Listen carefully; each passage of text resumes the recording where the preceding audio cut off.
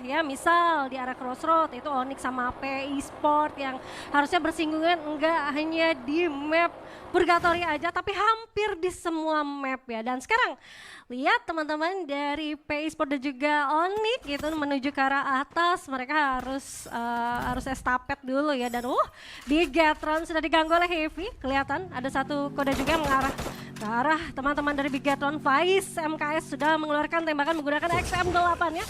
Bahkan di sisi yang berbeda juga masih ada Saifa yang sepertinya ada kontribusi terhadap anak-anak dari Heavy. Wah, ini Bigatron lama-lama udah kayak best friend ya sama Heavy gitu kan.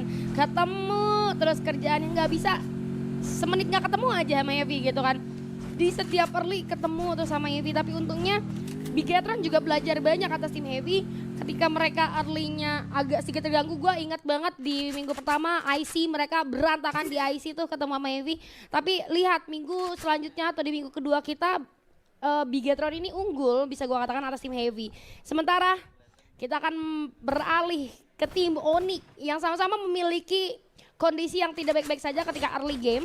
Yang kali ini bahkan sudah adanya informasi harusnya yang dikirimkan ke teman-temannya bahwasanya ada tim lain di depan mereka. Kita lihat dari seorang Zero, nampaknya akan mencari arah yang berbeda. Ini area yang cukup luas, banyak patahan. Dan arah stasiun ini bakalan bisa lebih mudah mereka manfaatkan patahan-patahan tersebut menjadi off angle. Tapi Virus ini jauh banget sih. Virus ini nahan 3 player. Tapi apakah untuk cari informasi aja, sementara ada satu player yang berhasil di pick off, yaitu ada seorang Nero oleh seorang Adam kali ini. Sementara Virusnya pada akhirnya pun harus tumbang begitu saja. Baru aja gua ngomong belum kering mulut gua gitu kan, dia sendirian. Ketika teman-temannya mau ngeharas satu orang dari PI Sport, dia nggak nahan, tapi dia juga cuman ngasih informasi aja gitu. Ya posisinya sih 1 tukar 1 ya, 1 orang Virus jaga di belakang nahan 3 orang.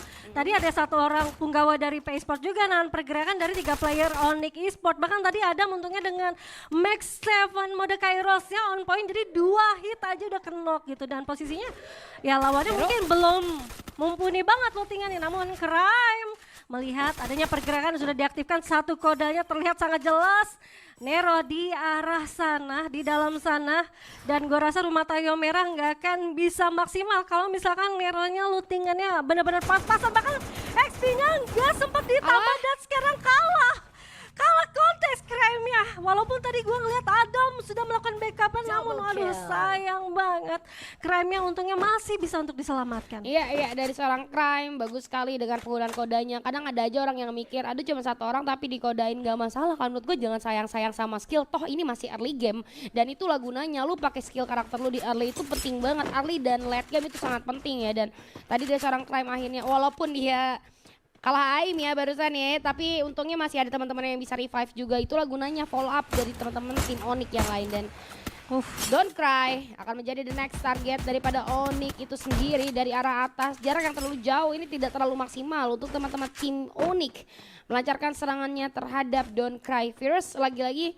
kali ini mencari informasi bagi teman-temannya. Bentar, jauh-jauhan banget nih, mohon maaf Onyx ya kan, yang satu di mana, yang baru riset kan cuma 1 orang harusnya Crime doang gitu kan, sama Virus ya. Tapi kenapa ini yang pisahnya Adam di mana gitu kan, lagi kayak nyari informasi gitu mungkin ya Baby Boy. Ya karena nggak ada lootingan, minim banget. Mereka mau cari lootingnya, lah sekarang udah dihajar aja sama tim yang baru aja datang. Teman-teman dari Buriram United ngelihat informasi adanya 1 dinokular yang tadi sudah mereka staking ke arah Onyx Esport, membuat akhirnya keunggulan atas Buriram lagi-lagi. Onyx melakukan kewalahan mereka untuk melakukan reset karena mereka bingung nih mau ke arah Crossroad itu masih ada P juga. Dan kalau misalkan mau ke arah yang berbeda tadi yang udah mereka lalui itu udah diamankan sama Buriram. Posisi yang sangat sulit, begitu juga dengan teman-teman dari Vesaka Sriwijaya yang mereka sudah mengambil arah Arsenal. Lihat ada 1 orang flash dari The Zone yang sudah berhasil menculik 1 orang dari Galsi. Obey dan juga Gardu lompat meninggalkan jejak, begitu aja dengan Joel yang ditinggal. Dibiarkan mati ditelan teman-teman dari Flash. 2 orang sudah terculik teman-teman dari Vesaka, dan lagi-lagi Vesaka Sriwijaya dan juga Onyx Esport harus mengalami kewalahan di awal. Aduh, menurut gua kalau opini pribadi gua tadi keputusan mereka untuk cabut menggunakan mini launchpad terlalu lama. Mereka kan dalam Arsenal tadi udah lihat memang T-Flash itu udah gerak bergerak ke arah mereka. Kenapa nggak dari awal untuk cabut? Ketika baru satu orang terpick off baru mereka cabut gitu. Padahal mereka juga nggak ada ancang-ancang mau nyerang tadi. Mereka di Arsenal defensif banget. Gratis buat kirim uang kemana aja di Dana, tanpa minimum transaksi. Tadi mereka di Arsenal defensif banget, tapi ternyata mereka cabutnya ketika satu orang udah knockdown, hampir saja terwipe out, tapi at least teman-teman dari Vexaka Sriwijaya masih bisa reset kembali. Sementara Onyx kali ini aduh virus agak deg-degan ya kalau kita lihat, karena di depannya itu adalah Buriram gitu ya, di depan vending machine dari seorang virus. Tapi untungnya dia masih bisa untuk merevive satu temannya. Awas, surprise, ternyata mau belanja Wasana malah di pick off. End dulu kawan, loh gak ke end. Virus! Aib yang gak konek ke arah Wasana.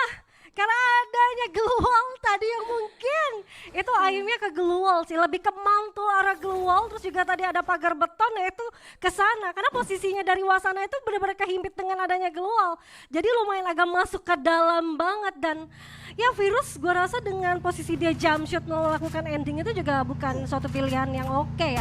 Tenang dulu aja, dia udah pasti akan mati tapi setidaknya dapetin satu kill dulu itu nggak masalah. Sedangkan kita bergeser karena Don't Cry harus cry di sana di tangan Diamond. Beberapa jump shot sudah membuat akhirnya Diamond bahkan menambah pundi-pundi poin eliminasinya lagi, namun Sming di depan sana tidak ada backupan, harus terculik. Satu orang bakal coba untuk dikirim. Adanya beberapa exposure kali ini yang bakal coba untuk dikeluarkan. Glowmeter kali ini mengarah ke teman-teman dari PI Sport. Hati-hati, LBT adanya terkena beberapa api yang lumayan damage. Namun sekali ini eksposi mendapatkan critical damage tapi belum terlalu oke. Dan kali ini LBT mampu untuk membalikan keadaan, eksplosinya harus terjatuh. Diamond juga berhasil untuk dilakukan reviving. Reset dengan cepat kali ini LBT-nya. Adanya air gas membuat akhirnya pertahanan dari LBT ketahuan. Sedangkan satu orang dari PI Sport masih struggle banget, itu Don't Cry yang harus cabut menghindari adanya peperangan antara Reverse Red. Kemenangan dari Reverse Red tidak sepenuhnya telak ya, karena dia kehilangan dua playernya. Yang menurut gue mistake yang terjadi adalah Diamond sebagai orang depan, tapi dia tadi agak terpisah dengan teman-temannya yang lagi coba rush di depan. Dia coba ambil orang belakang tapi abis itu dia regroup sama yang depan, sementara harusnya Sming yang melakukan tugas tersebut. Smingnya ke pick off juga, Diamondnya telat untuk backup, jadi dia kehilangan dua player, sayang banget. Tapi kita tahan pembahasannya karena Arsenal nampaknya kali ini di sekitaran golf course akan ada fight yang pecah. Tim Flash nampaknya menyadari posisi mereka tidak bagus sama sekali, tapi Dudes dengan Grozengnya gunakan nampaknya tidak terlalu maksimal dengan posisi yang sangat terbuka. Belum adanya upaya reviving yang bisa dilakukan ke arah seorang Kapten Dudes yang direlakan begitu saja. Sementara dari seorang Abai berdiri di balik batu, ABCD The Zone menjadi target dari seorang Abai dan juga RRQ Kazu yang lain. Mencoba untuk berjalan perlahan tapi pasti Hoangam merangkak-rangkak saja di sana seorang diri. Nggak ada jalan keluar yang bisa dia lalui kali ini karena terhimpit oleh dua tim besar sekaligus. Yang mana adalah RRQ dan juga Buriram. Dengan kondisi zona yang sudah mulai bergerak, tiga tim ini sama-sama susah, bingung mau gerak kemana. Karena ini open field banget. Yang pertama gerak pertama ditembakin pasti. Oh, pertama gerak, pertama ditembakin ya. Yeah, bukan pertama yang gak gerak gitu bayar. gak dibayar ya. Itu beda gitu ya. Tapi kalau ngelihat teman-teman dari Buriram, mereka joggingnya jauh banget ya dari arah Marble, mereka naik ke arah Crossroad gitu kan. Dan sekarang mereka balik ke arah ke Marble dan menuju ke arah Golf guna untuk mengganggu pergerakan RRQ kah?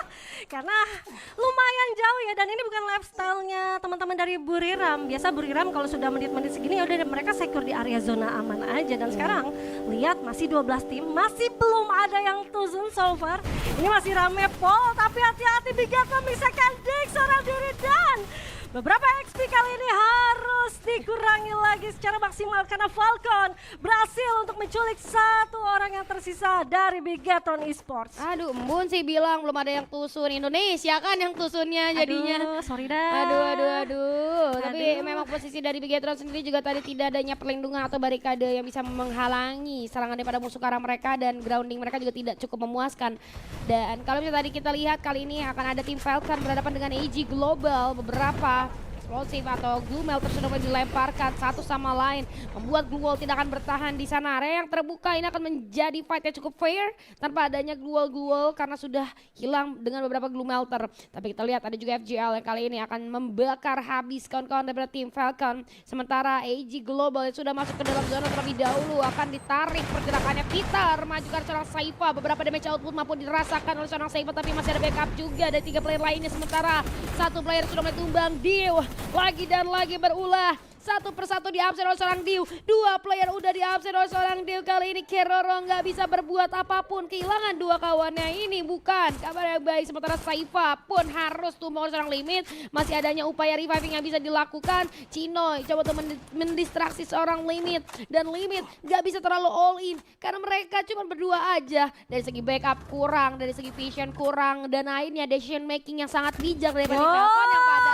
akhirnya pun emang nggak maju mundur salah mundur, diam di sana rata, naik launchpad juga rata sih. Ya nggak punya bekal, mungkin dinokularnya udah habis ya, UAV juga nggak punya, jadi adanya mini launchpad aja dipakai dan udah pasti ada satu tim yang udah mengamankan positioning di arah sana. The Flash menjadi keuntungan mereka untuk mendapatkan 2 poin eliminasi tambahan lagi atas teman-teman dari Falcon. Dan gue ngelihatnya tadi posisi dari Falcon saat di arah patahan dia nggak bisa coba untuk membackup teman-temannya karena dia berada di love angle gitu kan. Dan gue rasa posisinya sulit kalau misalkan mau nge-spray ke arah lawannya tadi. Jadi udah lebih baik dia tinggal aja ngambil rumah, tapi Limit juga nggak on point untuk beberapa tembakan yang dia hit ke arah sana.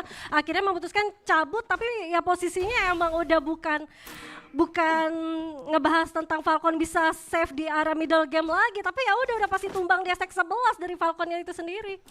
Ongkir GrabFood, awet murah, seawet kumis Mas Adam. Udah pasti tumbang di stack 11 dari Falconnya itu sendiri. Udah pasti tumbang juga dan akhirnya berkurang satu tim Thailand kali ini. Sementara tim Indonesia juga tapi itu ya. Lupa gue tadi mau bilang 4 tim Indonesia nggak ada, satu udah hilang gitu ya. Tapi kita akan lihat kali ini tim Unik yang akan berhadapan dengan tim Todak. Dipindahin ternyata.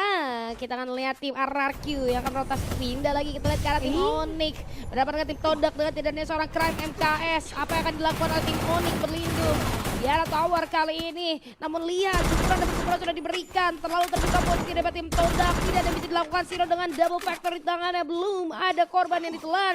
Tapi Virus harus menelan pahit, tumbang begitu saja. 2 player tersisa daripada tim Unik, Adam dan juga Siro dengan posisi yang sebenarnya ini nggak ada nguntunginnya sama sekali. Keluar pun di bawah udah ada Buriram gitu kan, maju pun ada Reverse Red sama tim Todak yang masih utuh berempat. Namun kita lihat beberapa damage output yang dirasakan oleh tim Todak nampaknya sangat menyakitkan. Faiz maksud gua ternyata tertangkap bahas oleh seorang Siro dengan kesabaran yang cukup baik, menunggu momentum, tidak bisa join secara terang-terangan. Dia akhirnya melakukan kill steal terhadap tim Todak, tapi ternyata Todaknya berhasil dilumpuhkan, membuat Siro nggak bisa menghadapi reverse set dengan kondisi hanya sendirian aja. Ya di hit sama satu sniper dari Mosi ya, ternyata Mosi lihat aja yang lagi looting gitu kan, gak dikasih ampun, langsung diculik, bahkan menyisihkan satu orang dari Adam. Lagi-lagi Adam menjadi lone survivor atas Onyx Esports. Keluar dia dari zona yang tidak nyaman, tapi untungnya respect dulu. Ada orang diledakin, Adam yang finish dia stack ke-8. Jujur saya kaget ya itu ya, keluar itu satu orang dari Heavy M79 gitu. Saya juga kaget sih kalau jadi Adam. Kalau dibilang gak expect aja harus ya kalau gak ada orang di sana ya. Cuman memang kondisi Adam juga udah gak mungkin pergi ke tempat lain, yang bisa dilakukan hanya ke Arsenal aja. Dan kita akan melihat RRQ Kazu kali ini masih lengkap berempat karena sang kapten Dudes berhasil di-revive kembali. Oke, AG Global terlihat pergerakannya secara jelas oleh tim RRQ, tapi Maal Dio berulah, Dudesnya pun tumbang, 2 player langsung dimakan oleh seorang Dio. 18 dia akan ke arah luar, tapi dari yang berbeda. Heavy pun kembali posisi kelima. Abai, the last man standing daripada RRQ, mencoba untuk menyelamatkan diri teman-teman yang nggak bisa. Ternyata ada Retake Rhythm mengganggu seorang Abai, and finally RRQ pun harus tumbang di posisi kelima kali ini, Baby Bun. 4 tim yang tersisa. Dan ini adalah pertempuran yang dimana masih ada Vesaka Sriwijaya yang akan mewakili tim Indonesia. Lihat kali ini Vesaka Sriwijaya 3 orang yang tersisa. Mereka melihat adanya posisi Arsenal yang sudah dihuni oleh satu tim Flash kali ini. Glowmeter 2 udah dikeluarkan, namun dia berhasil meledakan dirinya sendiri karena ada satu glow yang dibuka oleh temannya. Miskomunikasi sudah terjadi namun tidak di follow up, tidak dimaksimalkan oleh teman-teman dari Vesaka Sriwijaya, melainkan dari seorang gardu itu memasang 2 glow di sana dan mengurungkan niatnya untuk memasak satu granat glowmeter ke arah Arsenal, melainkan dia melemparkan beberapa glowmeter ke arah depan Arsenal, pintu depannya, supaya tidak ada teman-teman dari Flash yang keluar dari Arsenal dan harus membuka glue wall pertahanan mereka, Julia. Ya, dan tim Flash kali ini dalam kondisi yang cukup terkurung. Sementara Vesaka Sriwijaya masih mampu untuk bertahan dan reverse raid. Kita lihat kali ini beberapa utilities sudah dilemparkan ke arah depan. FGL dan juga explosive weapon mengganggu. Dan juga ada glue melter yang nampaknya akan menyulitkan pertahanan daripada Vesaka Sriwijaya. Dan Obey akan menunggu momen. Terlihat jelas pergerakan daripada tim Flash akan dipantau. Tapi Vesaka Sriwijaya memilih untuk naik ke arah atas Arsenal. Dan melihat vision gagal dari seorang Guns. Nampaknya agak sedikit frustasi, turun aja ke bawah. Melihat dari sisi kanan ada 2 player daripada EG Global yang pada akhirnya EG Global pun tumbang di posisi keempat. 3 tim tersisa kali ini reverse raid dengan 4 player yang masih utuh, bahkan zona yang akan bergerak ke arah mereka. Ini menguntungkan bagi mereka, tapi hati-hati, ada juga Skylar yang dilemparkan ke area pertahanan daripada tim Vesaka Sriwijaya. Masih bisa berlindung, ada sedikit blind spot di arah Arsenal dan juga tim Flash yang tidak mau keluar dari sana. Nggak ada yang mau mulai duluan. Secara posisi ketiganya masih memiliki pertahanan yang sama-sama bisa dimanfaatkan untuk beberapa waktu, tapi dari Vesaka Sriwijaya mereka nggak akan memulai duluan karena mereka sadar di bawah dengan 3 player saja yang tersisa, kehilangan 1 orang ini akan berbahaya buat mereka kalau dilanjutkan. Sementara reverse raid sudah mulai melakukan pergerakan ke area sisi kanan, sudah terbaca oleh Vesaka Sriwijaya dan kita lihat tim Flash sudah mulai terbaca pergerakannya. Ada juga monster truck yang terlihat, tapi zona udah mulai mengerucut kembali. Vesaka Sriwijaya nggak bisa bertahan lebih lama di sana. Obe akan coba untuk menggunakan repair kit, tapi sayang sekali gardu tumbang begitu saja. Obe nice sekali, masih bisa mencari 1 player di sana. Guns juga berhasil di knockdown kali ini. Reverse raid untuk poin eliminasi, masih mencari keberadaan satu player daripada Vesaka Sriwijaya yang ada di bawah monster truck. Gak ada jalan keluar dan ini akan menjadi buyah kedua